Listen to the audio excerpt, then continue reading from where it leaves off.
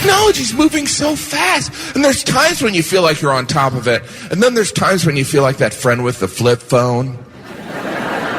We all have the friend or relative with a flip phone. You're like, where'd you get that?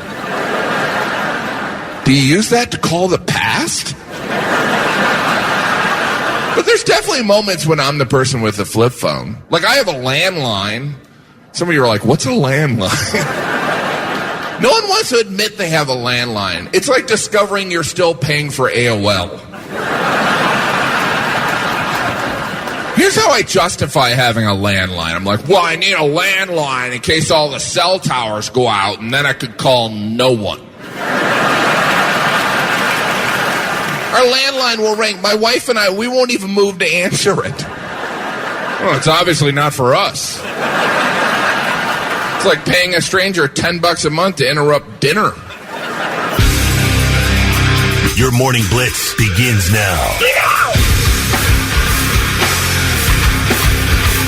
All right, I'm all about it, but maybe we need to pump the brakes real quick because it's a high of 84 today. Like, wait till we get to like June or July before we get to the mid 80s. Like, I'm good with like mid 70s. Sonic Temple is funny because it is earlier this year, and it's also like in the month where it could be 90 and it could be 55. Like, you never know what you're getting that weekend, and I feel like we're kind of in that right now. Yeah. You know, 100%. Oh, it's like you might get a 60-degree day. You might get an 85-degree day. Yeah, I don't know. 84 today. We're going to 58 Saturday. Right. You know? Exactly. I got this. Do you ever, like, how do I describe it? You know, like, sometimes you're like, did I step in dog poop? Like, you get that, you don't know, like, what's around. Yes. I've got that going on right now. Right now? Yeah. I don't think I stink. And it's not mold. It's not like that. You know how you leave clothes in the washing machine too long? Yes. Sometimes you get that mold smell. Yes. It's not that. But I don't know. I don't know what it is. It's not bad. It's not bad. It's just weird. Like, it's a scent I don't know.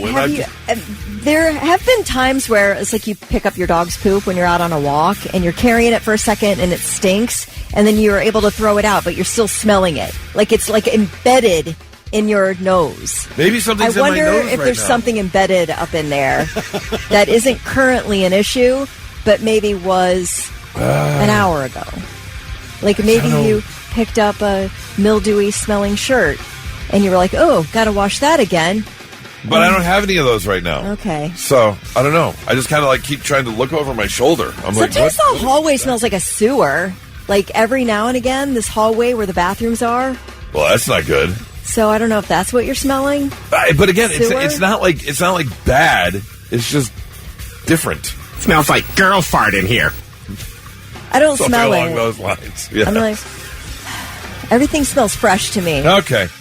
Anyways, how are you, Kelly? Fine. How are you, Thick? I'm good. I didn't get very far with my greenhouse yesterday. It's going to take several hours to put this damn thing together, man. Oh, really? Oh, my God. There's a lot of parts. A little more than you thought? Yeah. Little more than an Wayfair? IKEA. Yeah. A little more than an IKEA bookshelf there. Let's get going on a Thursday with Blitz Morning Trivia. What you got, Thick? All right, $25 to waterbeds and stuff. Just be the first one to text in the correct answer at 99700. What comedian has spent $200,000 so far to remove just 30% of his tattoos? $200,000 to remove 30% of his tattoos. Who is the comedian that has done that? Tell us. Hear that is so painful to the removal process. Oh, my God. And the way he described it, too. Yeah. We'll get into it when we tell you the answer coming up next. Be the first one to text in 99700. You're the winner. All right, let's get the answer for Blitz Morning Trivia. What you got, Thick? The question was, what comedian has spent $200,000 so far to remove 30% of his tattoos? And that comedian is Pete Davidson. And he said it'll take him another 10 years to get rid of the rest of them. It takes 10 to 12 sessions for each tattoo with a 6-week healing period between each session. Oh. So he said that's 60 weeks of your life right there to just remove one tattoo. It's like putting your arm on a grill and burning off a layer, and then you've got to do maintenance and let it heal properly. Is he getting everything removed? Yeah, he said his arms, hands, and neck are now ink-free, but he still has to do his torso and back. So if he's only removed 30%, he's got another $500,000 to spend. Yeah, for sure. You know, if you could get any tattoo removed for free, is there any you would, or you like all yours? Probably the one on my left calf, which was a cover-up. And so I had a tattoo, and then I got it covered up with like a samurai and a kind of a dragon wrapped around it. And no offense to the artist, but like the face of the samurai is a bit derpy. Like the samurai's like, like it's just not a very. It feels like an artist issue. It's not realistic. You know, there are people who do really good realism tattoos.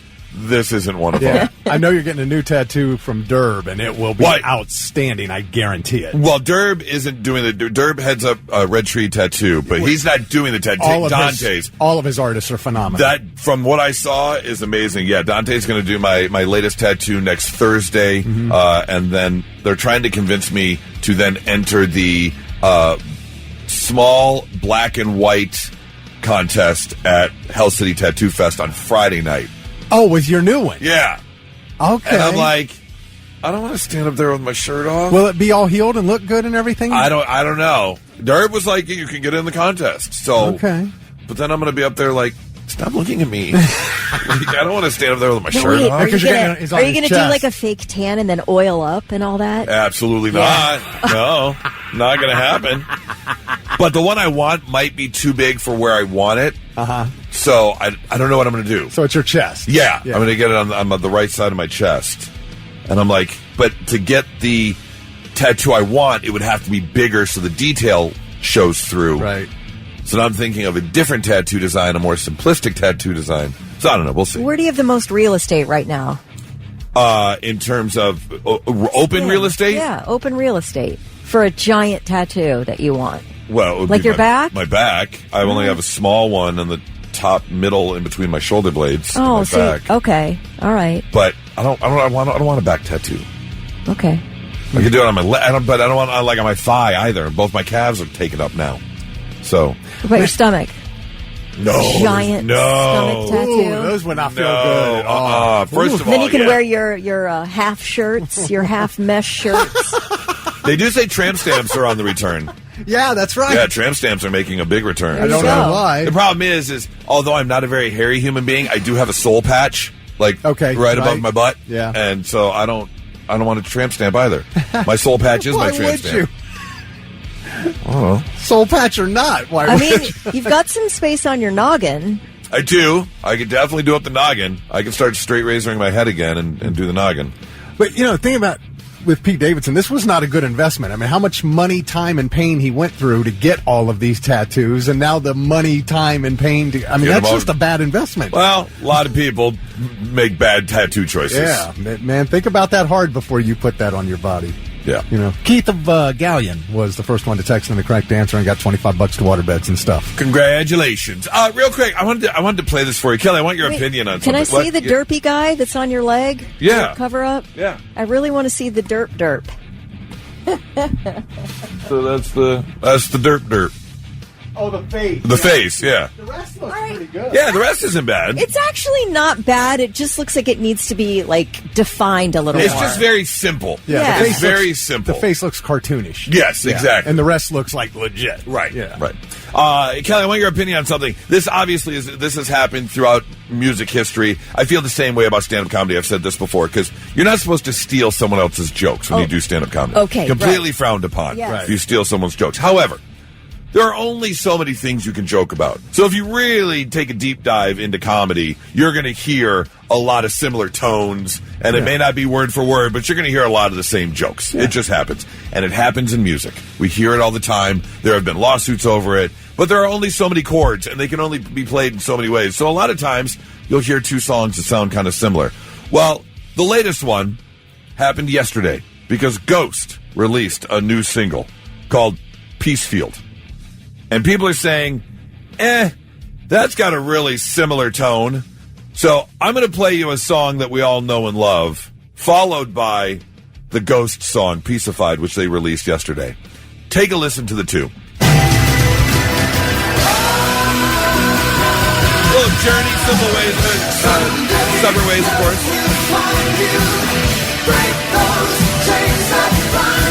Great song.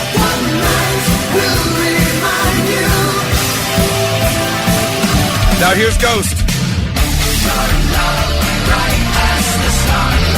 Oh, you thieves.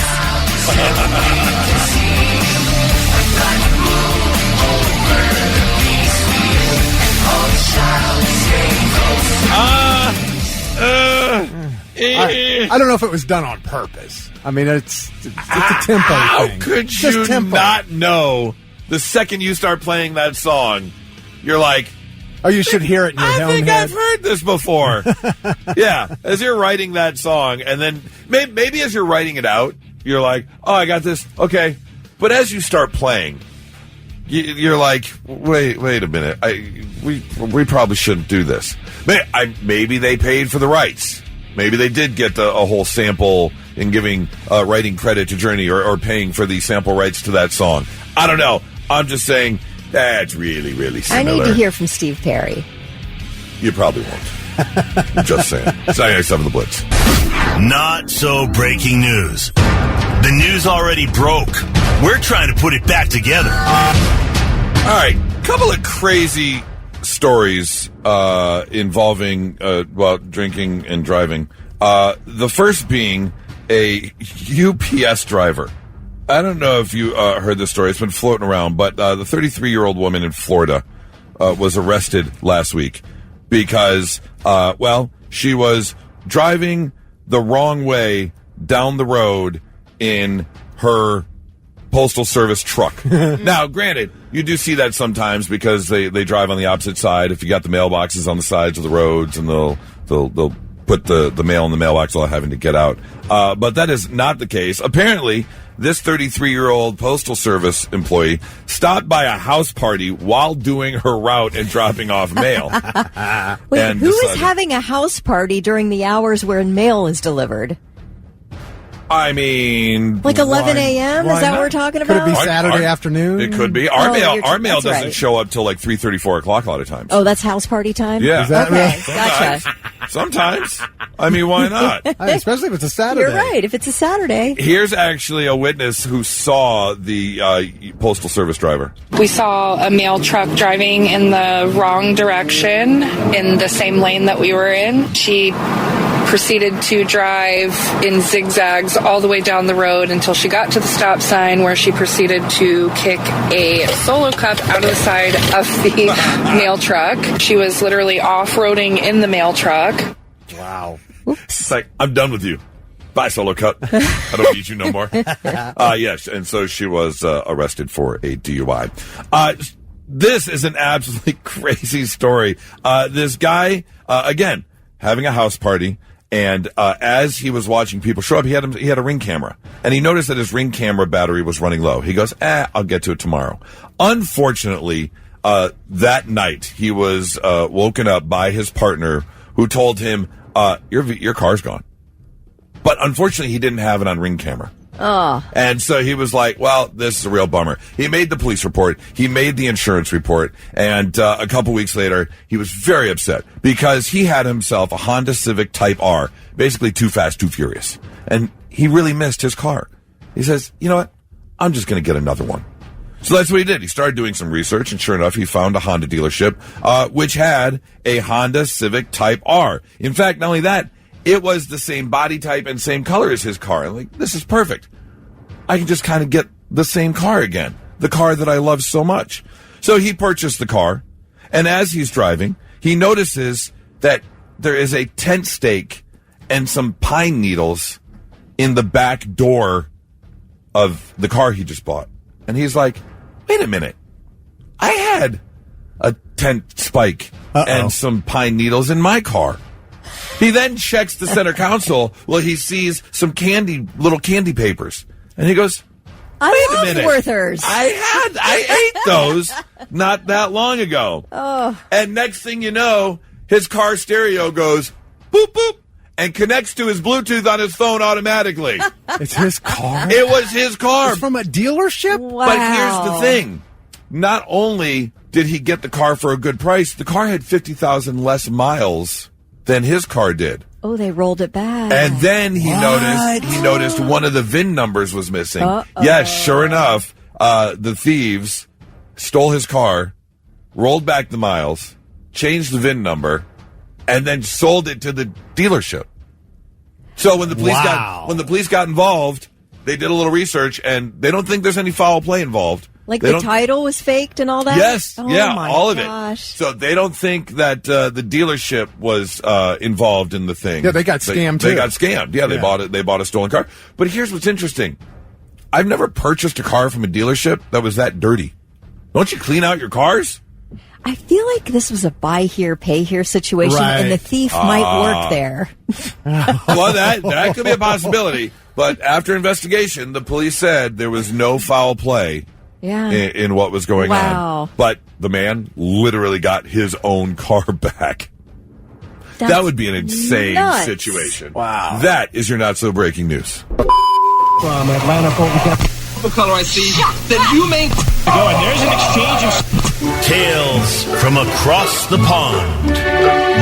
Yeah, let's take a little trip across the pond over to Great Britain where we got a couple stories.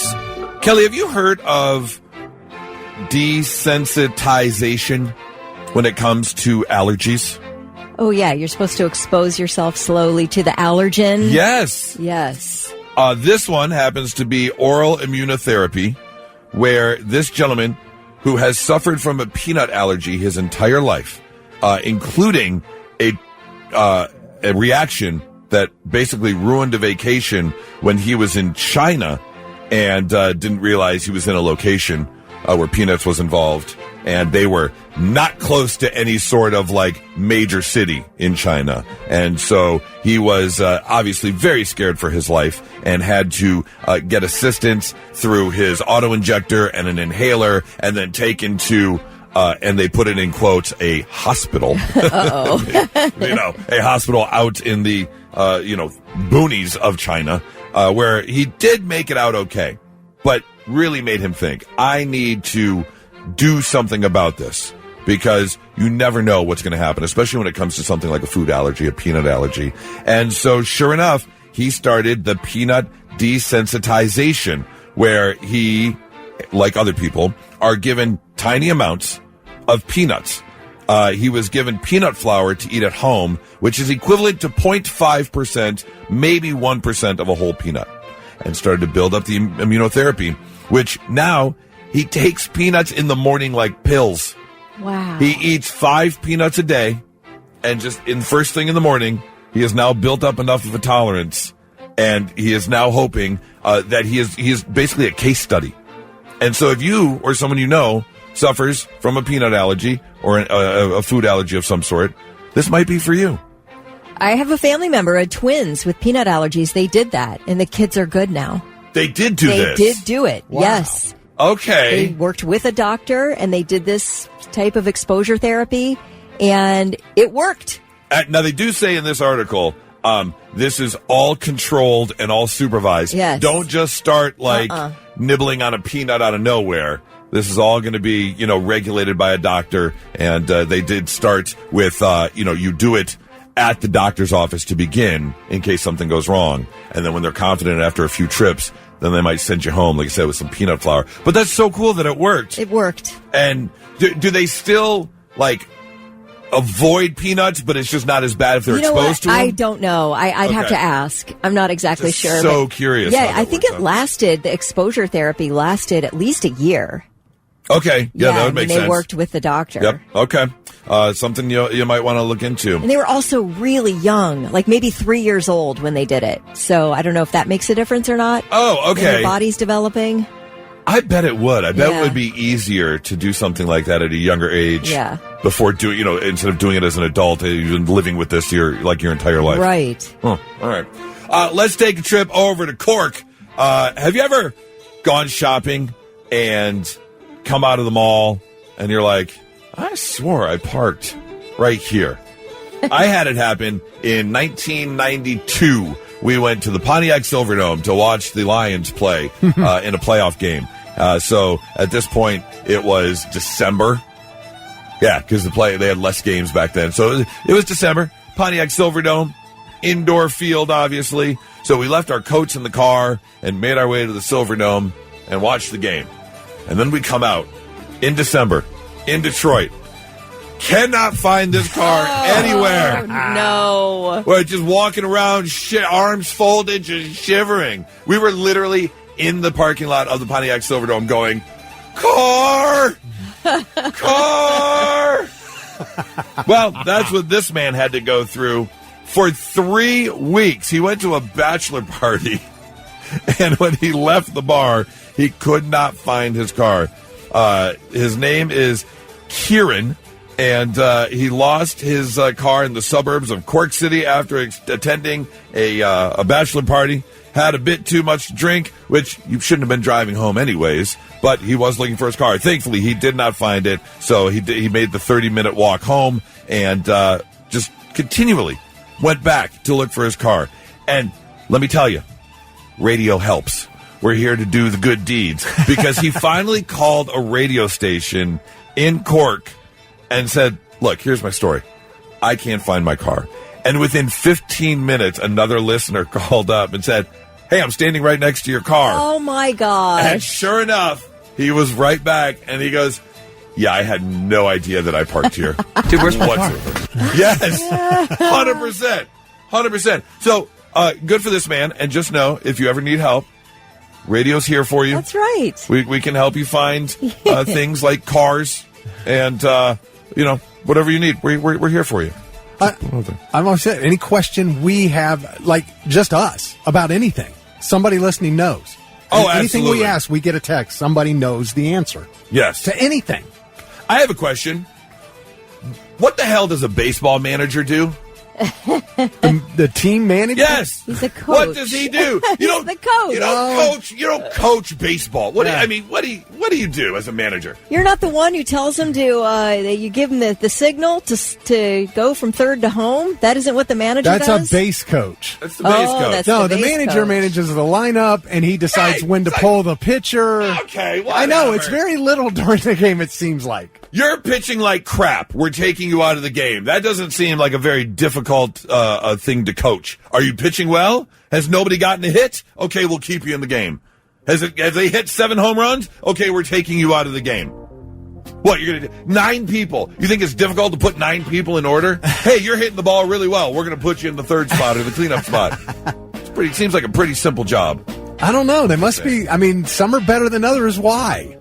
You look at some who've been very successful and others who haven't. Why is that? They don't do anything. I don't know. I've always wondered. They just get lucky with the team they're Right. with? Is Yeah, that exactly. all it is? They're like, or they have a premonition. They're like, I think Thick Rick's going to hit the ball really well today.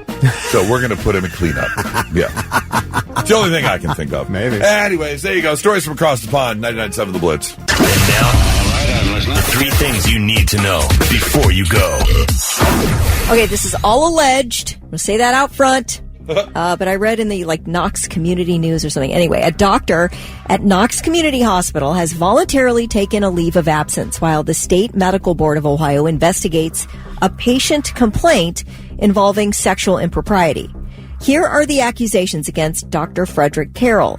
A male patient claims that Dr. Carroll provided wellness exams and prescribed medication to him over the course of 15 visits between the years 2021 and 2024.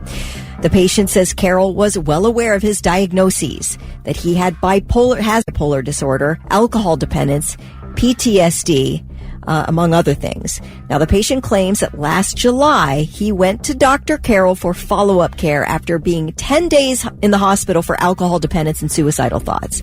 So he went to Dr. Carroll for his follow-up care after that 10-day stay, and he says it was at that visit, he claims, Dr. Carroll engaged in sexual contact with him. I guess it started with him touching his nips, and then, sorry, that's gross. I I love how you leaned in and got closer to the microphone. I was going to say the full word, but then I decided to shorten it, but that sounds worse. Nips does sound worse. Sounds worse than nipples. Okay, touching his nipples. He touched his nips. Sorry, I made a game time decision and it was the wrong one. I like nips. So then apparently, according to this patient, he said that Dr. Carroll then gave him his personal cell phone number and proceeded to text him more than 130 times in a 7-day period. Wow. These are the claims. He claims that Dr. Carroll shared his sexual history with him and detailed porn preferences with him, and then asked to see the patient over the 4th of July weekend last year. The patient said, not interested. Anyway, the state medical board has set a hearing for October 1st, where we'll find out a little more about all of this. But in the meantime, Dr. Carroll has agreed to step aside during the investigation. Hey, Doc, get off my nips. Smoke from the New Jersey wildfire now forcing an air quality alert for New York City. Fire crews continue to make progress on the Jones Road wildfire in Ocean County, which has destroyed over 13,000 acres since Tuesday morning. It's a huge fire, but it's about 50% contained. Over 5,000 people forced to evacuate because of this fire. Jersey has trees? Yeah. Guess so. A 19-year-old Canton, Ohio woman will be arraigned this morning after being accused of attacking an 11-year-old girl on a playground at a park last week, repeatedly slamming the child's head into the metal portion of a slide. Oh, my God. So apparently, this is according to court records, this 19-year-old Destiny Scott is charged with felonious assault and aggravated assault, a felony as well. And she claims that the child slapped her face first. The police report says that she went ahead and just started slamming this kid's head against the slide. Well, when she was in handcuffs, she told the child's mother, "I hope your daughter dies." So the mother, who is a 34-year-old woman, then charged at Destiny Scott. But she was restrained by officers, then arrested and charged with disorderly conduct. Now, I feel like if you slam my daughter's head against a slide repeatedly, and then you tell me you hope my daughter dies, and I charge at you, no charges filed. I get off scot-free, right? You deserve to be punched at least once. If nothing else, a headbutt, for sure. You gotta get, that's a gimme. Yeah, that is definitely a the gimme. parent gets at least a couple of real decent shots at the person's face. Just a couple haymakers. Yeah. Right to the jowl. But anyway, now everybody's charged except this poor 11-year-old who's recovering from injuries from getting her head slammed into a slide. And those are your three things. So I just recently had both the cars detailed. It was about time. I had to get all the French fries out from under the seat. Yeah, between the seat and the center console. Oh. Yeah. That's because I am notorious. I'm notorious for hitting a drive-through and enjoying some chicken nuggies and French fries while driving down the road. Yeah. It is National Distracted Driving Awareness Month. Please pay attention while you're driving. But I know. Don't text. Don't text, for sure. But if you're shoving a cheeseburger down your throat, we've all done it. Yeah, you can eat that way. We've all done it before. You can eat. For sure. 72% of people admit to eating while driving. However, I was very shocked to see that what some people have admitted to eating while driving, including someone who said, "Yeah, I'll eat some barbecue ribs." Well, that's messy. What? Wow. Why would you eat barbecue ribs? And then someone said, "Yeah, I've taken my bowl of soup with me before."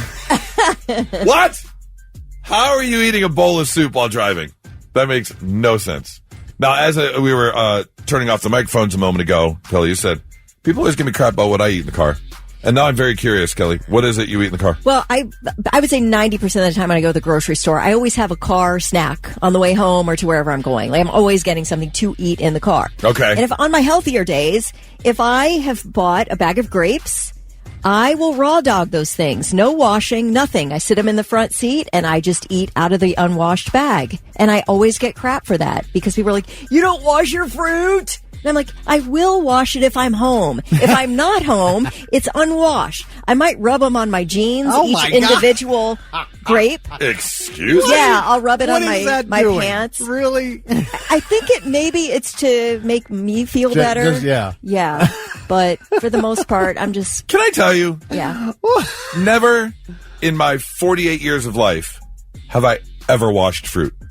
Ever. Oh, I love that about you. Ever. Vegetables either? No. Okay, now I will. If I'm home and I'm going to eat an apple, I wash it off and dry it and eat it. Because let me tell you, if you've ever seen even one human being sneeze over the fruit, you know you should wash it. They wash it at the grocery store. Not after somebody sneezes. Yeah, of course. It sits there on the shelf, and the automatic showers turn on.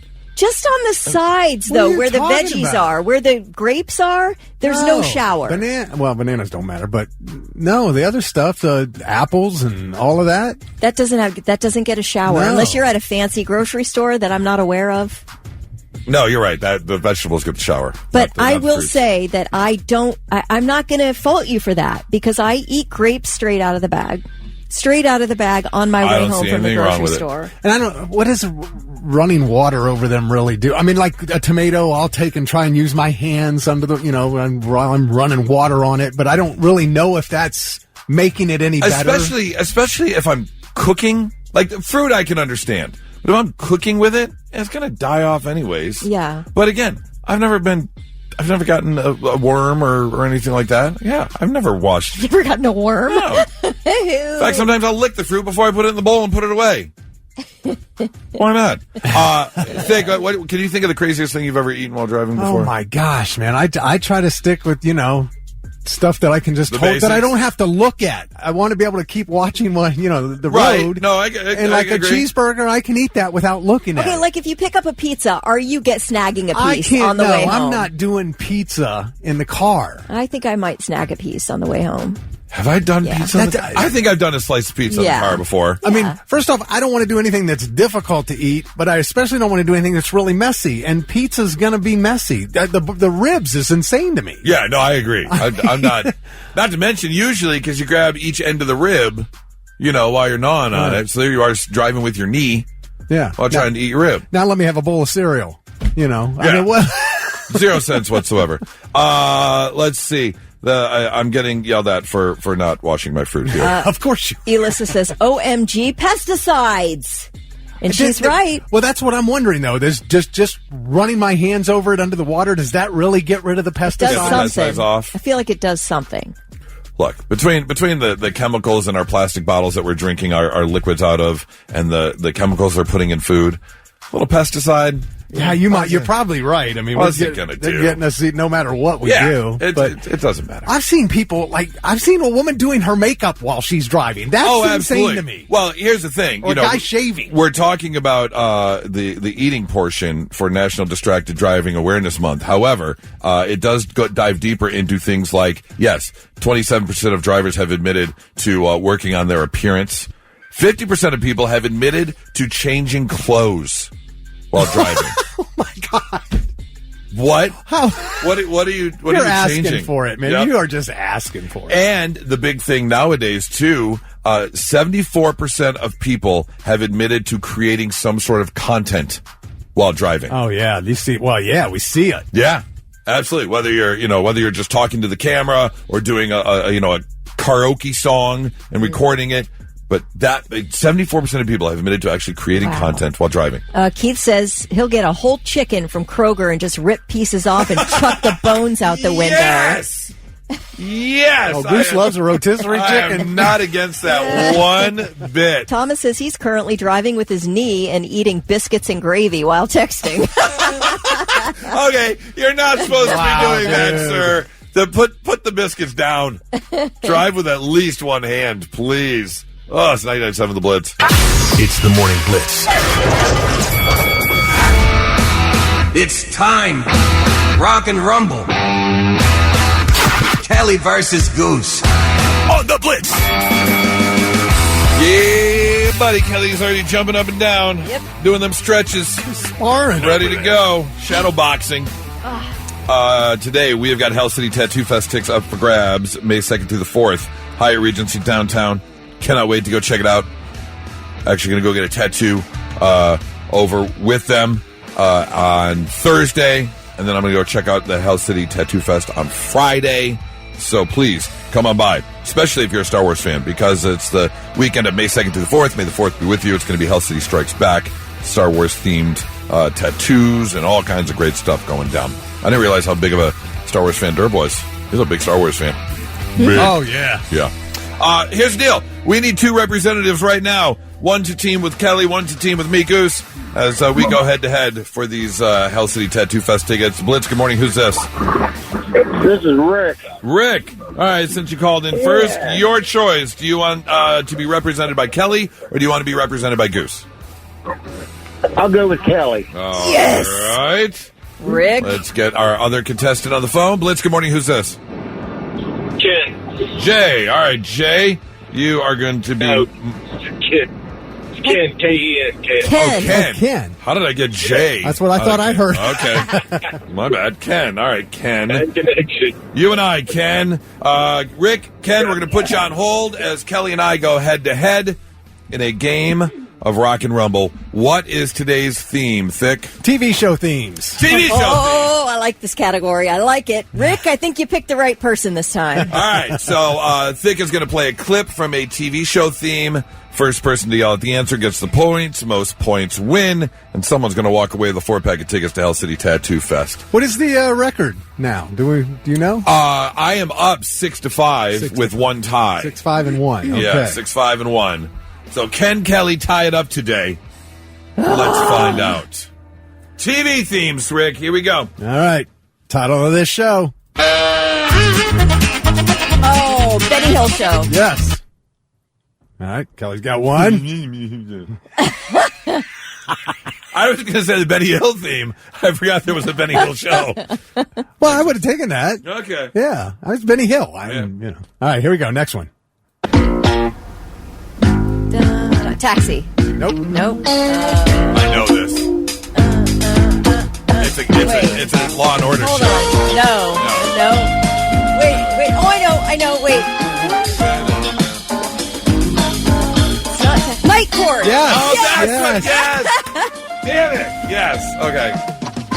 All right. Come on, Goose. Got to catch up. Here we go. Name this show. Breaking Bad. Dang it. Goose is on the board. All right. Next one. Here we go. Facts of Life. You were right there, weren't you? All right. Kelly's up 3-1. Here we go. Oh, South Park.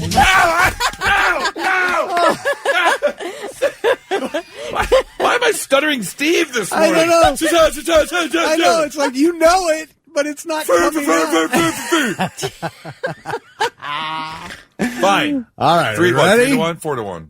Yeah, 4-1. Here All we right. go. Sopranos. No. Oh. House of Cards. Yes. Yes. Oh my gosh. Did you not see that? I did. Oh. You say that so depressingly. I don't know. That's good. All right. You know how I feel when we did TV or movie themes. I couldn't do it. Yeah, But I know these. Yeah, you just rolled her. They're on that one. they're not falling out of my mouth. All right. I know. I don't understand what's falling out of your mouth. All right, here we go with the next one. Match Game. Oh, Hollywood Feud. Squares. Yes. Family Goose. Feud. Goose got a point there. I knew it was a game show. All right, try this one. Unsolved Mysteries. Yes. Oh, Look at good. this. Look at Good. this. All right, here we go. Watch what you do. Wonder Years. Yes. Oh, you're kicking my butt second half. Come back. We've been here for years. If only you would have had more. Or are we done? We're done. Kelly wins 5-4. One more. Play one more. Oh, that's not how this works. You don't just. This is what Kelly tried to do a couple weeks ago. Keep going until she wins. That's a bunch of BS. You did come back You were strong, about to get your though. ass kicked. Look, I don't want to hear anything from either one of you about how I can't win this and I can't win that, because now we are dead even. 6-6-1 is the record between you two, and that game was 5-4. So you guys are very close. Yeah, all right. Rick still doesn't like it. Rick, we're going to hook you up, and you know what, Ken, just because you're here, we'll hook you up as well. So you both have a 4-pack of tickets for Hell City Tattoo Fest next May 2nd through the 4th. So, I was blaring. I love how you're listening to the radio and on the phone. But, yeah, we'll get you both hooked up. So hang on 1 second, and we got to get some info from you. You know what I feel like doing right now? Watching an episode of South Park. Oh, man. You. Trash. 99.7 The Blitz. Of all the things you have to do as a parent, one of the things that might be, I don't know, I guess a little on the difficult side would be having the talk. At some point, you got to sit down and have that talk. The old birds and bees, as we used to call it, which I never understood that expression. Yeah. Birds and bees don't get it on. Why are you using birds and bees as an example? Don't they? They don't? With each other. Yeah. Yeah. Oh, you mean together, a bird and a bee together. Correct. You're right, yeah. That would be a little awkward. I think it's about everything in the spring that starts mating kind of thing, nature. Okay. I think that's where it comes from. Right. But in that case, why not just say, like... Rabbits. Let me tell you about the walrus and the polar bear. Like... Yeah. I don't know who named it. Maybe because it comes off the tongue easy. Birds and bees. Did you have an awkward birds and bees conversation? Because it can be difficult to sit down and just be blunt and scientific about the whole thing. You mean as a kid or as a parent? As a parent. Oh, okay. Yeah. Having that conversation, some people don't hear it from their parents. In fact, the reason I bring this up is because 44% of parents have no information on how they should talk to their kids about puberty and the birds and the bees. And in fact, they're saying a lot of people are saying you should start it earlier because of the ease of access and the internet and people talking and sharing more now. You might have to have that conversation a little bit earlier than like when we got it. So if you're a parent, or maybe when you were a child and your parents sent you down, did you have an awkward birds and bees conversation? 800-821-9970. How did your parents put it in front of you, or how did you put it in front of your kids? Did you just come out and say it? Or did you dance around the subject a little bit? I just wondered, do they say what age is the best time? I think you have to know your own kid. That's what I'm wondering. Is it you really got to gauge based on your kid? Right? They are saying 18% of kids between the ages of 7 and 9 are already showing signs of reaching puberty. Really? Or showing some sort of interest in things of that nature. So, Kelly, did you have an awkward birds and bees conversation? I never gave the birds and bees conversation. I don't have any kids. But when I received the birds and bees conversation, I already talked to my friend. I was 11 years old. Didn't know anything about sex. Nothing. Zero. Zilch. 11 years old. My friend in elementary school, Connie, told me what you do to make a baby. And I was like, that is absolutely not true. So I went and asked my mother, who then got a book down from the top shelf of our closet and proceeded to sit down and give me the sex talk, to which I was so sick I thought I was going to throw up. And I just looked at my mom. I go, I need to go to my room. And I went up I can picture the whole thing right now, where we were sitting and just feeling like, I go, Mom, I don't feel very good. Can I just go up to my room? And she let me go up to my room. And I sat there and thought, my whole world is basically disgusting now. And yeah, I was so grossed out by the concept. It really rocked my world. And then when my niece found out, my niece has a bunch of brothers and sisters, but at the time there were 4 of them. And she asked my mom, she goes, you and Dad did that 4 times? She was so grossed out. So I'm mortified. like, girlfriend, I completely relate. I felt the same way when I was that age. We got a text from Chris who said, I never had the birds and bees conversation, but I did find a stack of Penthouse magazines. I think a lot of people learn that way, for sure. We got a phone call here. Blitz, good morning. Who's this? This is Lori. Lori?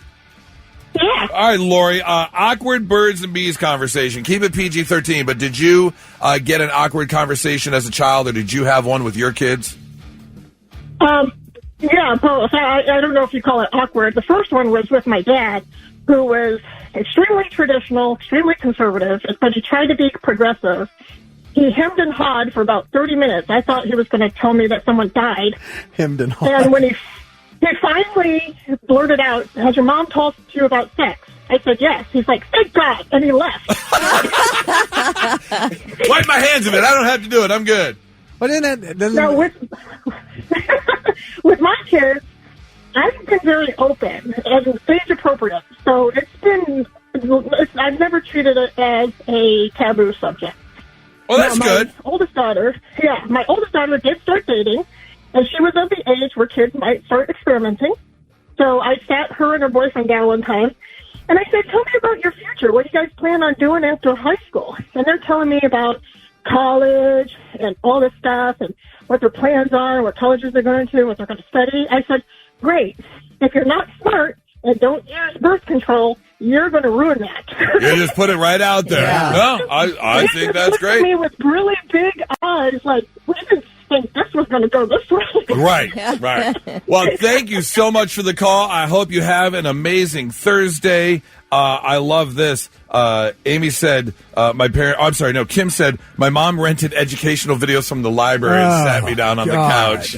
You know, Said, "Watch whatever these." helps, though, honestly, because if it's just something that you don't feel like you can do well, there are materials out there to help you. There are materials, but I don't know if this is the right material. 2195 texted in and said, "Dad gave me a porno tape and said, figure it out." Oh, my God. Okay. That is not the way to handle that. That does not feel That right. is an awkward birds and bees conversation for sure. If you have one, 800-821-9970. Of course, you can always shoot us a text as well at 99700. The awkward birds and bees conversation. Did you have one from your parents when they sat you down, or did you give your kids one and you weren't exactly sure how to handle it? And we're going to find out how thick handle it coming up in 3.5 minutes. 997 The Blitz. 44% of parents don't know exactly how to talk to their kids about puberty and the birds and the bees and sex ed and all that kind of stuff. So a lot of experts are saying you need to start a little bit earlier than like when we had it, because kids are hitting puberty earlier. They're seeing things on the internet at an earlier age. So you got to kind of... Are those two things, is that a cause and effect thing? That when you see maybe porn younger, then you start to change younger? I wouldn't think so. I think they're like, they say that hormones in foods have been causing earlier. I can see that. Oh, Yes, okay. that I can see for sure. Yeah. You've got some kids. How did you handle the whole birds and bees conversation? Well, the thing is, that's why I was asking earlier about it's different with different kids age-wise and what you were just talking about. So I kind of asked my son what he knew before I started telling him. Okay. You know what I mean? Yeah. It's like, "Hey, what your friends talk to you about sex? Are they talking about sex at school?" And he goes, "Yeah, I've heard some stuff." I go, "What have you heard? What do you know so far?" And he told me a couple of things. And I'm like, "Okay, but do you understand the whole process of having a child?" And he kind of knew. He did. Because that's the thing. We think we know when to talk to our kids about it, but they've heard so much from their friends already. Mm-hmm. But not all of it is correct. But it was not awkward at all. You were pretty straightforward with the whole thing? Yeah, he's an intelligent kid. Okay. And he knew most of it already. But the one thing I made sure was buried into their heads was no pregnancies. Right. I told my daughter, I said, there will come a time, I know it's going to happen. It happens to everybody eventually, where you're going to want to do this. And when that time comes, you come to me and we get you on birth control before that ever happens. And she did, and everything's great.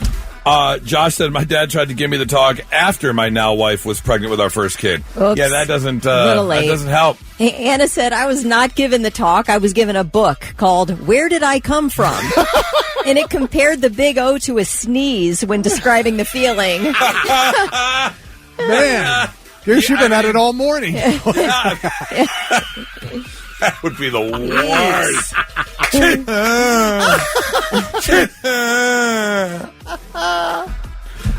talk. It's a good thing to do. It needs to be done. I know it can be awkward, but you got to do it. It's 99.7 The Blitz. And now, 3 things you need to know before you go. $2 million bond for Tom Cassie, a former leader of Faith Life Church in New Albany, the son of the founders of the church. He was in court in Knox County yesterday, pleaded not guilty to 27 charges involving the sexual abuse of 3 girls. Crimes are alleged to have happened between 2002 and 2011. The girls range in age from 5 to 15. As I said, judge set bond at $2 million. He also ordered a $5,000 cash deposit to cover the cost of a GPS monitor that Cassie will be wearing if he gets out on bond. Big problems with pre-ordering the new Nintendo Switch 2. Pre-orders opened at 12:01 a.m. this morning for the new console, which comes out on June 5th. But a lot of people reported problems with their orders through Best Buy, Walmart, and Target. First of all, there were some technical issues, like on the Target site. You could finally get to the checkout screen and then have your order canceled. Oops. People were getting kicked out of online queues, and Target and Best Buy quickly sold out of both the console and the bundle with Mario Kart World. So anyway, that's not unexpected. Those things are pretty popular. A bunch of Kellys have it sitting in their cart right now. Right. Right. A Missouri family says back in March, their relative, 34-year-old Princess Evans, died unexpectedly. The family used Savory and Sons funeral home in Kansas City, and they paid $3,000 for funeral and cremation. Well, about 3 weeks later, the family says they never received Evans' ashes, so they decided, let me just swing by the funeral home real quick and see what's going on.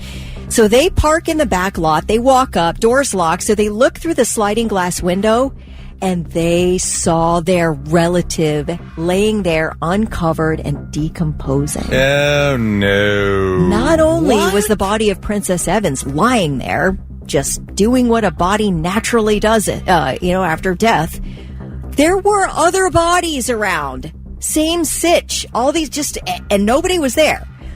There's a bunch of trash back there as well. So they called the police. They're like, you guys, you need to do something. Of course, the investigation was launched. And now the board of funeral directors says the business has been completely abandoned. And other funeral homes are now stepping up and saying, hey, if your loved one was abandoned in the back of this freaking funeral home in Kansas City, we will cremate your loved one for free. Oh, that's awesome. Yeah. Okay. I mean, how horrible. But I guess the person who owns the place was like, we've always operated, this is a family business and we take pride in our business, blah, blah, blah. Oof. Meanwhile, they haven't set foot in the place in weeks. Anyway, all right, guys, those are your 3 things. Oh, I'll tell you what, as a fan of stand-up comedy, this man is one of my favorites. So excited, and I'm so sad that I have to go back up to Detroit this weekend. Because if not, I would be at the Mershon Auditorium this Saturday, 7 p.m. Funny man Jim Jeffries is going to be there. Jim, such a huge fan. Thank you so much for joining the show. You're in California right now? I am in LA right now, yep. Yeah, nice and butt-ass early for you to get up and do a radio interview. We appreciate it. That's all right. I'm a dad. I get up early anyway. That's true. I work late, get up early. I'm a warrior. We're going to see you on Saturday at the Mershon. Tickets still available right now. Absolutely one of my favorite comedians. You have been for a very long time, so absolute honor to talk to you. I want to know right off the bat, as I was doing a little research, is it true that you hate bananas? I despise bananas. It's the only food I don't eat, actually.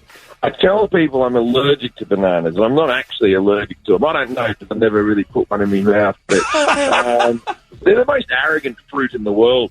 People just take up the peel and dump it on their table like they've achieved something. They're a terrible food. No, I completely agree. Not to mention, completely slip and fall accidents happening all the time, of course. I mean, that rumor didn't come from nowhere. Obviously, they've hurt a lot of people throughout the years. Also, name me another food that goes from green to black. It's just so much variance between them. You can sit one down, and within a couple of days, you've watched the full life cycle of birth to death when it comes to bananas. Yeah, my dad always says, I think it's a joke. My dad always says, I go, how are you feeling, Kate? And he says, I'm still buying green bananas. He's at least got a week on him, right? Right, absolutely. I found this very funny doing research as well. I don't know if you know, there's a website called Kiddle, which is basically like a kid's version of Google or Wikipedia. And if you search if you go to Google and put in Jim Jeffries facts, like the 5th or 6th page down is you on Kiddle, which is basically a kid's search engine, which I find kind of funny considering your style of comedy. What do they say about me on Kiddle? What's the info? Basically, it's a breakdown of some of the same stuff you would find on your regular website. Let me pull it up here. It's built just like Wikipedia. So it says early life, career, stand up, talks about legit, and the Jim Jeffries show, talks about your personal life and your filmography, and it breaks it all down. But it is literally listed search engine for kids. What's weird that's happened in my career is when I was a younger comic, it was only just young people who came and saw me, right? Yeah. And now the young people don't see me as much as they used to, right? But I just went and saw AC/DC, and all it was old people and their kids. Yes. And my audience is getting a bit the same, right? So every time I look out at the audience now, there's always like a bloke with his 16-year-old son. You know what I mean? Because I'm the comic dads take their kids to go, I'll show you a comedian, I'll show you a guy, a few off-color jokes, right? Yep. So I guess I'm down with the kids now, just because I've aged out. It comes full circle. Like, you were cool with the kids, fell out a little bit, your fans got older, but now your fans are bringing their kids, so the kids are finding you cool again. I've always found it interesting that there are certain comedians, you being one of the major ones, that can say, I don't want to say offensive things, but definitely walk the line. But it passes off because it's funny. Right. And I've seen other comedians try and do some edgy jokes, and it doesn't work because it's not funny. Do you believe that anything can be funny if told in the right way? Yeah, look, the riskier the joke, the bigger the laugh has to be. I'm the comic who gets away with the C word more than most, right? Yes. Probably I brought that word to America in a big way.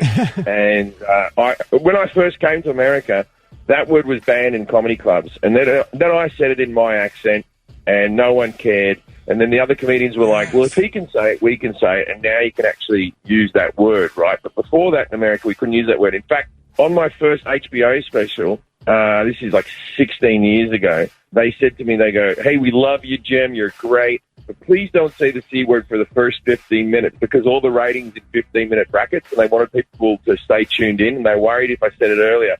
So I had a light at the back of the room at 15 minutes that was like, you can now say the word, right? There you go. Moment. And off I went, right? But the more offensive you have to be, the more charming you have to be. Like, my comedy's offensive. I'll either be cancelled or become the president. Right.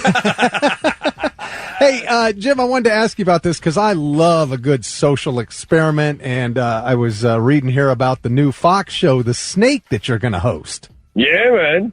Yeah, I went down to Argentina. I was deep in the jungle, and I hosted a show called The Snake, and it's a straight-up, I'm not funny in the show, it's a straight-up sort of like Survivor-y, Big Brother-y sort of game show.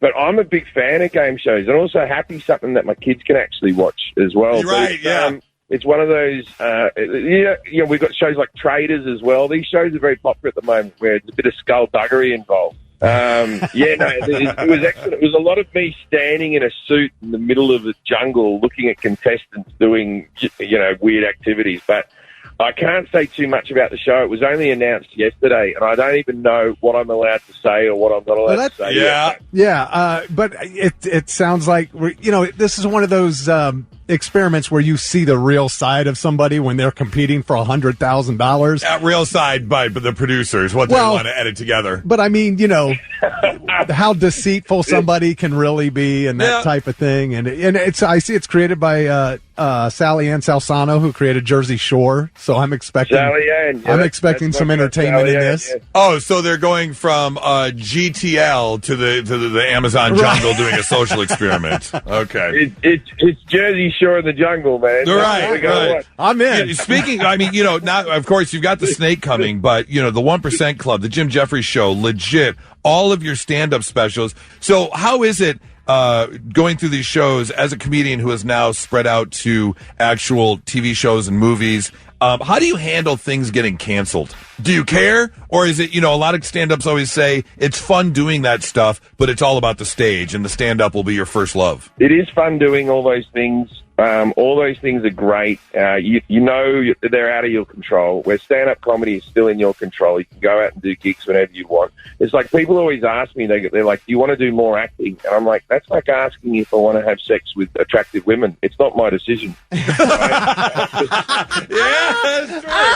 That is very true. So, like, I have to wait for them to ask me. So that's why I love game shows, man. You do a game show, no one gives a shit. Yeah.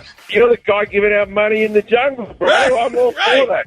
Yes. Well, Jim, thank you so much. Mershon, this Saturday, 7 p.m. There are some tickets. I was just online. Still some tickets available. I mean, it's Jim Jeffries. You know it's going to be an amazing show. Phenomenal. And it's always fun to get to see them as they're doing their tour before they tape their big special. And then you get to go back and watch the special when it comes out, kind of compare some notes, see what you saw, and then see if something new came out. Again, Jim, one of my absolute favorites. Keep doing what you're doing, and cannot thank you enough for your time. Hey, I can't thank you guys enough. Thanks for having me on the show. I really appreciate it. For sure. Have a great one. Hey, bye. Not so breaking news. The news already broke. We're trying to put it back together. Oh, Kelly, here you go. This first not so breaking news story is just for you. Oh, great. Because I know you're following along with Kellyanne Conway, or what's her name? Karen Reed. Karen Reed. Excuse you. Sorry. Karen Reed. Kellyanne Conway. Karen Reed. Big into murder mysteries. So here you go. Let's have it. This story is coming out of Michigan, where back in 2015, Glenna Durham was with her husband, and gunshots were heard. Police arrived, and they found that Glenna was on the floor with a bullet wound to her head. However, she was still alive. And then they found her husband with a few gunshot wounds not far from her. They have themselves a double murder, and they were trying to figure out what was wrong. And shortly after that, Bud, the pet parrot, was given to family members. And Bud, the pet parrot, who belonged to Glenna and her husband, kept saying, "Don't shoot! Don't effing shoot!" And it sounded a lot like the husband. So, further investigation also uncovered a series of suicide notes written by Glenna to her family. Through the letters, they found out they were in big-time financial difficulty through gambling issues. And it turns out the debts were so large they were facing the prospect of losing their house. And then the investigation turned towards Glenna, because the family went to the police and said, "You've got to hear this." And sure enough, there's the parrot. "Don't shoot. Don't effing shoot." And they really thought for a long time about putting the parrot up on the stand. Now, they didn't. And Glenna was still convicted. She survived her shot to the head because instead of a double murder, it was actually a murder-suicide. Somehow she survived. So she will now be spending time in jail, all because the parrot learned to say, "Don't shoot. Don't effing shoot." Oh, my gosh. I kind of feel like if you're an officer, an investigator, you're walking on a scene and one person has multiple gunshot wounds and the other only has one, you know what you're looking at. My other question, too, is, and I don't want to get too graphic or disgusting, but if she did, or obviously she has been found guilty of committing the murder and shooting herself in the head, where'd the gun go? Like, you don't have time to shoot yourself in the head and throw the gun. Yeah. So the gun had to be close to her. By. Was she wearing gloves? How did they not see the fingerprints on the gun? Right. Seems like it would kind of be a simple case to solve, but apparently not. They needed the family parrot to break the case.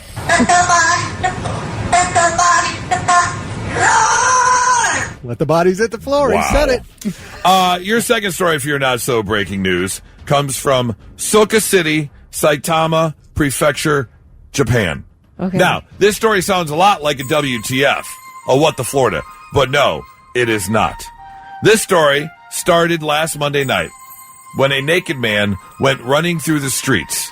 Daisuke Nishimura, 48 years old, ran through the streets and grabbed a car that was left running and went driving down the street, where he then hit a motorcyclist who unfortunately passed away from his injuries. It was a hit-and-run accident. Daisuke then continued down the road before stopping in the middle of getting out and running up to a taxi that was in the middle of that was at the red light in the intersection. Again, still completely naked. Grabs the taxi driver out of the car, throws him to the ground, and jumps in the car screaming, "I'll kill you!"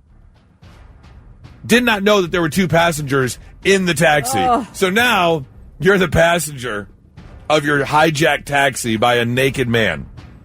He drove this car for about 2 hours with the passengers in, not stopping once. Police were unable to find him somehow, and then around 9 o'clock, he was then seen crashing outside of what's called a cram school, C-R-A-M. I don't know if that's like our STEM schools, but he crashed outside the school, still naked, running into the school, where he stayed for about an hour before police were able to take him into custody. A hit-and-run accident, a dead motorcyclist, 2 kidnapped taxi passengers, a crash at a school, finally to be detained, and finally to be given some clothes. He was naked the entire time. What a day. That is a full day. That is a full day. I don't know if I've ever had that day on my to-do list on my calendar before. Don't want it. 6:30, create hit-and-run accident. 9 p.m., hijack taxi with customers. 9:35, crash into school. No, that is not a good to-do list for your day. But thankfully, he was captured, and he will now be facing some charges. I can't believe it was that hard to find. Like, pretty much like it's the naked guy. Right. Yeah, that's been doing all this stuff. Yeah, look for the taxi being driven by the naked guy with 2 passengers in the back seat screaming their head off. Shouldn't be that difficult to pretty find. much, if you see a small blue car towing a church, or pulling a church behind it, it's that kind of thing. It should be easy to spot. It should be easy to spot. Yeah. You are correct. That is your Not So Breaking News, 99.7 The Blitz. All right, here's a question for you. Who is the most famous person you have in your contacts? And famous could be, lots of different levels. Yeah. It could be maybe you have a well-renowned news anchor or meteorologist that you're friends with. Could be someone, the Ohio State golf champion from one of the country clubs. Or it could be someone who is actually, like an A-list celebrity. Here's the question. 800-821-9970 or shoot us a text 99700. Very curious to just tell us. You don't have to give us their number, but just tell us who you know. However, we do have up for grabs a pair of Jim Jeffries tickets, who is going to be performing this Saturday. And if you could get someone to call us real quick. A famous person. Yeah, at 800-821-9970. Give you the tickets. Like to the most famous person that you can get to give us a call here in the next, what do you got? You got like 15 minutes to get us a phone call from someone famous. And have them tell us who they're representing. Hi, I'm calling for Jason. To give Jason the tickets. Kelly, do you have someone in your phone? I do. I have many. How long ago was this, Thick? When I was tweeting, and I got a tweet from the one and only Alec Baldwin, who said, "Tell me about your radio show. I want you to interview me." Because I told him on Twitter that I loved his podcast. I just tagged him and said, "Best podcast I've listened to all year." And he tweeted me back and said, "Hey, you're on the radio. Let me do an interview with you." And so I'm like, sent him a message, and he sent me a phone. Now, it's not his phone number. It's his publicist's phone number. Right. Who's setting his schedule. But I still have it in my phone, and I must say that had to have been... What would you say? Like 6 years ago, maybe? 7 years ago? I would say 10 years ago? Yeah. Okay, 10 years ago. It's still in my phone. Baldwin's publicist. That's the most famous That's pretty good. person I have in my phone. That's pretty good. I have got the two that really come to mind are Chris Kid Reed, who was a member of Kid and Play back in the day. Hey, how about that? He had, House Party. He has since gone on to stand-up comedy and has been doing stand-up comedy for a while, and I opened up for him a couple times in Colorado, and we got to talking and became, by no means. If I called him right now, he'd be like, who? But, No, it just has to be on your phone. Like, I'm guarantee that Alec Baldwin does not know who I am. Right. But I'll never forget that interaction with him. I'll tell you what Chris Kidd Reed does a lot of. Weed. Oh, okay. There you go. Tried to hang out with him. That did not go well. I can tell you that much right now. The other person would be, the other famous person that I know would know who I am if I give him a call, is Frank Ragnow. He's the all-pro center for the Detroit Lions. Very cool. I've been his personal MC for his charity events for a while. And so, yeah, we've become acquaintances. Blitz, good morning. Who's this? Hey, Brian. Brian, what's up, man? Who's the most famous person you have in your contacts? Well, it's Bob Coe. Who? That may not ring a bell to you at all, but you're a power lifter. That is a very famous person. If you go on the website and look up Westside Barbell, Oh, okay. you will find him. Okay, so a famous power. That's awesome. Cool. Okay. Is he won like the Arnold and stuff before? No, but he has trained the person that is known as the world's strongest man. Okay, yeah. And like, once again, if you get on Westside Barbell, you will see him all over the place. Love it. All right. Well, thank you very much for the call, man. I hope you have a great one. Yeah, you too. Take care. Yeah, bye. I don't know if you're familiar, Goose, with Westside Barbell. I'm not. It's here in Columbus. It's a gym, and like pro athletes, major train. It's a place that people come specifically. It's invite only. Okay. Yeah. Serious gym. They know what they're doing then. very much. Okay. I think that Thick Rick has famous people in his phone. I do. I have a few. I got, obviously I got all the Boba Flex guys. Yeah. And Tim from All That Remains. Those are the band guys I have. Local athletes, Jody Shelley, Frankie Hayduke, Charlie Hartley, who's a Bass Pro fisherman. And I think this guy's probably the future head coach of the Buckeyes, Brian Hartline. That's a good contact. Nice. Me and B Hart go way back. Oh, okay. So, B Hart. Me and B Hart. That's what I always called him. My boy, B Hart. And then probably the most famous, nationally is I have comedian Joe Coy. Okay, yeah, absolutely. Let's see. We got Amanda says Papa John is the only famous guy on my phone. Wait, literally Papa John? You mean to the local Papa John's? Is that literally you have Papa John's phone number? Wait a minute. Is that the guy that was in the Peyton Manning commercials? Yeah, I think so. Okay. Yeah, the guy who did a bunch of the commercials. Yeah, with the owner. Manning, yeah. Let's see. Most famous person I have in my contact is Thick Rick. Oh, what? Hey. Doug said that. Oh, Doug. Mervis says Chris Kane from Bad Wolves is in my phone. Okay. Nice. Like that one. Absolutely. Love it. If you've got one, 800-821-9970 or 99700. I would love if you could get them on the phone real quick and have them give us a call at 800-821-9970. If we have some sort of famous person call the show, tell us who they're representing. You're the one that made them call, and we'll give you tickets to Jim Jeffries this Saturday. It's 99.7 The Blitz. We were just talking off the air yesterday, and we were just having to talk about like who's in our phone. And we've been fortunate enough to meet some people throughout the years, and we have a couple phone numbers in our contacts. Who's the most famous person in your contacts? Blitz, good morning. Who's this? It's Tom Moore. What's up, Tom Moore? Do you have a famous person in your contact? Elon Musk. What? Wait, what? You have Elon Musk in your contacts? Yes. And how did that happen? We became good friends. Okay, wow. I'm going to need you to three-way him in. Yeah, can we get him to call in? Get him on the phone real quick. Thank you so much for the call. I hope you have a great one. Blitz, good morning. Who's this? Blitz, hello. Hello. Hi, who's this? This is Hank Hill. I'll tell you what. Hank Hill. Hey. Wow. Who are you calling in to vouch for? I'm calling in to talk to you guys. They canceled the show. Money's not good anymore. I'm pimping Peggy for propane, and Bobby's on meth. Damn it, but the Bobby. most famous person I know is Kente Cowboy.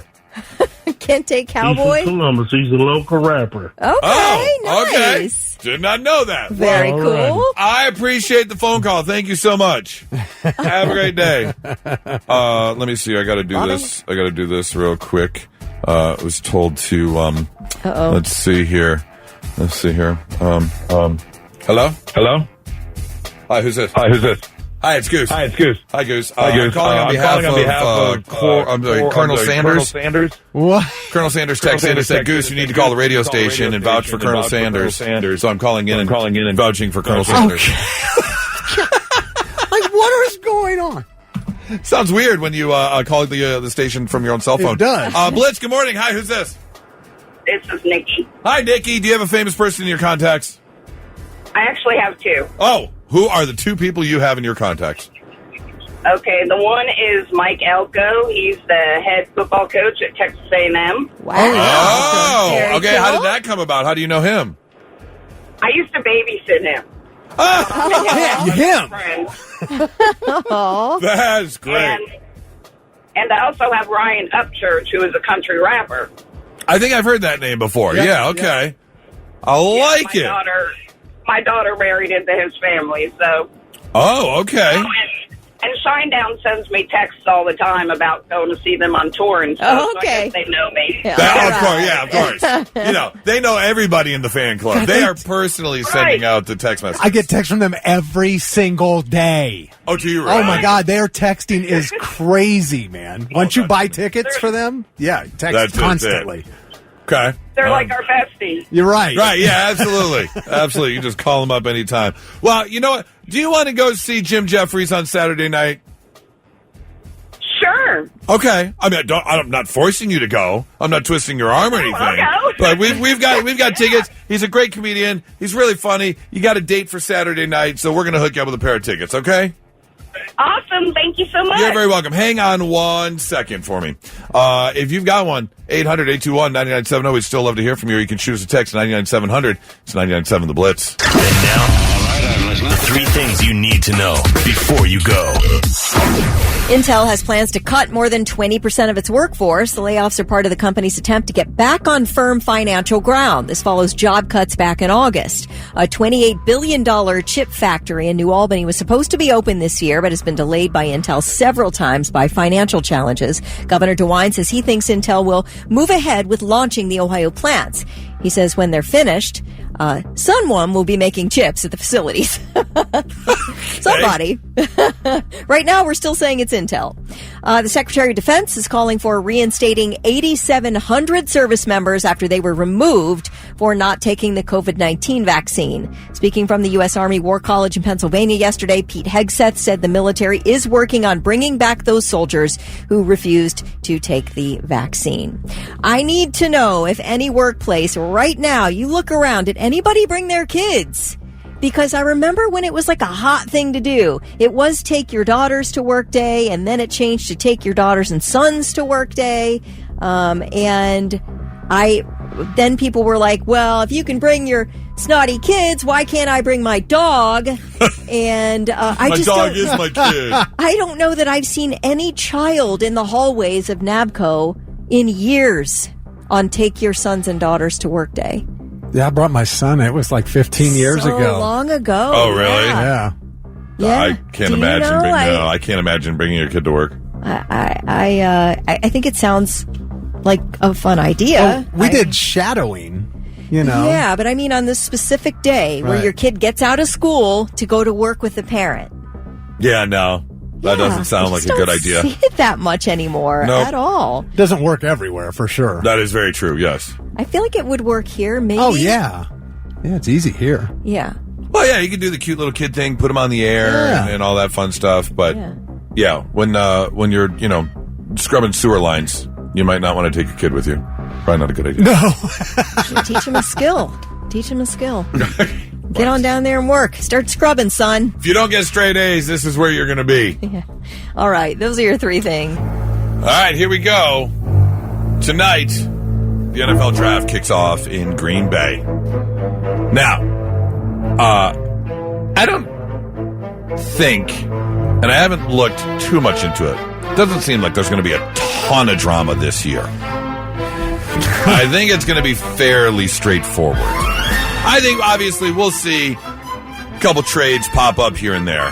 But, Mike Berganti, the general manager for the Tennessee Titans, who have the number 1 pick, says, we're not trading the number 1 pick. They're taking Cam Ward. They're taking Cam Ward from Miami. I think they're already negotiating his contract. I wouldn't be surprised. Yeah.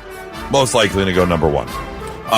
And, we're looking over the mock drafts, and depending on where you look, names are going to change a little bit. Kind of a consensus. Travis Hunter, dual threat player from Colorado, is going to be going number 2 to Cleveland. A lot of people say they're excited over there in Cleveland, especially to have such a strong cornerback, but they also want to use him offensively. Yeah, his strength is definitely on defense. Yes, for sure. Let's see. Going over the teams in the area, if you're a Bears fan for some reason, Ashton Genty is going to be projected to go to Chicago with the number 5 pick. Kid's a badass. He is pretty good. Where's your team fall? 12th. Let's see, 12th. What do you have on your projected draft over there? Various mock drafts have us taking a receiver. Golden from Texas. Yeah, that's the one I'm looking at. Yeah. McMillan from Arizona is another one. I'd kind of like Donovan Jackson, the offensive guard from the Buckeyes, because we just had our right guard retire, who was like a perennial Pro Bowler, so we've lost him. Zach Martin. Okay. He was a guard, and I would love Travion Henderson. Okay. And if I'm being honest, I would love Will Howard. Okay. I think Will Howard might be the steal of the draft. To me, he is the most pro-style, offense-ready quarterback in the draft. But are you saying that if he's that ready, why wouldn't he want to start? I mean, is he going to go sit behind Dak? Well, yeah, he would for you. I think if you're in a situation where you can draft a quarterback and sit him for a year, that's great. So are you assuming that Dak only has 1 year left? Well, Dak's got 3 years left on his contract. But if you can take a Will Howard in like the 4th round, and if he turns out to be what you think he is, then you can trade Dak along with that salary. Okay. That's a lot of stuff down the road. Of course. I would be in support of them taking him. I'm very curious about Shedeur Sanders, because this guy forever was talked about with Cam Ward. Like they were going to be 1 and 2. And, I think he's going to be a huge bust. Well, and obviously a lot of teams agree with you, because like one draft I'm looking at has him going to the Steelers at 17. Yeah. But I also saw another draft where they've got the Steelers taking Milroe from Alabama in the 1st round. I think Milroe will be much better. Well, and Jackson Dart. They've got Jackson Dart going in the 1st round. So they're the last mock I looked at, there were 3 quarterbacks, those 3, Dart, Milroe, and Cam Ward going in the 1st round. Shedeur wasn't even going in the first round. Right. And all I'm hearing is these reports that teams think he's a drama king and he's a diva, and it's like he's one of those guys where if everything's not going right, he's gonna piss and whine, and absolutely could be for sure. And I mean, you look at who his dad is, and I love Deion Sanders. He was one of the greatest players ever to play the game, but he's not coming from where he had to work as hard. Yeah, Let's see. For you Bengals fans, Walter Nolan for the pick at 17. He is from Ole Miss, defensive tackle. He's a stud. Defensive line, yeah. So if you want to put your hopes and prayers on that. Looking over, I went to the 11 Warriors website because I wanted to see who from the Buckeyes might be getting picked up. We're projected to get 15 players. Should be a lot, yeah. In terms of first round possibilities, Travion Henderson, of course. A lot of people are saying going to the Broncos at number 20. Emeka Egbuka, of course, going to Green Bay in the first round with the number 23 pick. Although some people have him going early in the 2nd round. Donovan Jackson going in the 1st round. A lot of people are saying Minnesota Vikings. Although Dallas. We'll see what happens there. Then Josh, the offensive tackle. Josh Simmons, yeah. Again, projected late round. Someone has them going to the Kansas City Chiefs at number 31. Someone else saying early in the 2nd round to the Tennessee Titans. So we'll see if that happens. Potentially 4 first-round picks. Yeah, well, potentially. Some people are also saying Tyreek Williams could go to the Eagles towards the end of the first round. Oh, not the Eagles, no. Yeah, he's a stud. We'll see. There's a lot of studs on that team. As you look further down, you've got, of course, Jack Sawyer, Will Howard, all being talked about. Latham Ransom is being talked about. Denzel Burke is being talked about. Quinshawn Judkins. Yeah, so could be a good draft for the Buckeyes for sure. And honestly, Travion Henderson or Quinshawn Judkins, I'd take either one of them. Travion's faster. Quinshawn's more powerful. He's more like a Derrick Henry type. Okay. Whereas Travion's quicker. Home run hitter. What are my Lions going to do? Yeah, what are they? Let's see. Right now, let's see. This one I'm looking at from CBS is Tyler Booker from Alabama. I'm showing them getting Donovan Jackson from the Buckeyes. Okay. All right. Man, that late. I thought Jackson was expected to go higher, but that's just that's NFL.com's mock draft. Well, if you turn on any sports channel right now, they're already doing the countdown. Oh, yeah. Getting ready for it. What time is the first pick? 7 o'clock, I think, is when the whole is thing it 7? I thought, for some reason, I thought it was 8. Is it 8? Could be Okay. 7. The one thing is you look at all these mock drafts, and these guys who are predicting trades that are going to change everything is insane to me because they never come out that way. Right. Like, you think this team is going to trade here? Really? Just all of a sudden that you have this idea. Nobody knows. I think there'll be one that will be like, oh man, can't believe that just happened. Oh, I wonder what they're going to do. But I don't think it's going to be drama filled like it has been in previous years. So yeah, no. The only way there's drama is if one of those top picks gets traded. You're not like a top first, 5, second, third, fourth. Yeah, yep, one of those, absolutely. then you got drama. Which I don't know if that'll happen. Although there was talk about Cleveland trading their pick. Yeah, Bruce Drennan up there reporting that they were going to trade with Dallas for Dak, and I'm like, what? What is going on? We will see. We will see. Well, if you want to sniff a football, tonight is your chance. Yeah. Well, actually, all weekend, because you got first round tonight, and then you got, second through Second through 3. Second and 3. Yeah, tomorrow. And then 4 through 5, 4 through 7, coming up on Saturday. So enjoy. I want a little football in our Yeah, life. it's a fun time. That's right. 99.7 The Blitz. Now, let's see if we can learn you something. Sit up and pay attention. Yeah, let's make you a little bit smarter than you were when you woke up this morning. Growing up in a poor household, I was always asking for fashionable things and then getting the generic knockoffs. I can relate.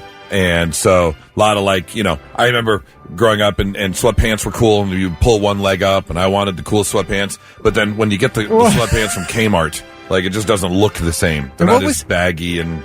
I never got the whole wearing a pair of shorts over the sweatpants. Yeah, that was weird too. Oh, I don't get that. But the one cool outfit I did convince my mother to buy me was a Hugo Boss outfit. It was an all tan outfit, had tan pants and a tan t-shirt and a tan vest, and even had a tan kanga, and it was all Boss. Although, if I knew this, I probably wouldn't have bought it. Before Hugo Boss became an international fashion company, they made uniforms for the Nazis. No one knew until 1997 when the company showed up on a list of Swiss bank accounts and the company admitted their Nazi ties. That's crazy. Oh, jeez. Here's one for you. Americans always picture Godzilla being green. In a lot of the movies you see he's green. But really? In the Japanese movies, he was never green. He was always gray. I saw he was kind of brownish. Maybe I don't know. Yeah, but in the Matthew Broderick 90s movie, he was green. Yeah, he was green. Man, I didn't even know. Or she, actually, because she was pregnant in that one. That's right. Eggs. Yeah, she had eggs. But yeah, never green. It was always originally charcoal gray. Babies in baseball. I don't know why they looked into this, but they did. The Major League Baseball team that's had the most in-season babies is the Cleveland Guardians. Since the paternity list was instituted in 2011, Cleveland has had 27 players go on leave, more than any other baseball team. The team with the least amount of babies are the Los Angeles Lakers. They've only had 6 paternity absences. Really? Yeah. That's interesting. A little baby and baseball fun fact for you. Canadians are so polite that this is actually necessary. In Ontario, Canada, there is a law that saying sorry is not an admission of guilt. Oh, because they say it all the time? Right. So just because you say sorry about something does not mean you're admitting to doing it. All right. He said he's sorry, so that means he was must guilty. have done it. He was apologizing for it. Why would you apologize for something you didn't do? Right. Well, because you're Canadian. And finally, like most people, almost no one goes through the fine print of a contract that they're signing. You just scroll to the bottom and hit I accept. Well, you promised not to make any nuclear or chemical weapons when you signed up for Apple Music. Yes, you promised that you won't use Apple Music, the app, to make nuclear or chemical weapons. How you would do that, I have no idea. But There is a line in the terms and conditions that you agreed, and it prohibits you from using Apple Music to make nuclear or chemical weapons. I read a story a couple, 3 years ago about some companies who just for fun put things in their terms. Yes. Just to see if, like, you will give us your firstborn child, and people signed it. No one reads They the weren't fine going to print. do it, but they just did it as, to be funny and see if people would still agree. Yeah. And they did. No one reads the fine print at all. There you go, learning you some stuff on a Thursday morning, 99.7 The Blitz.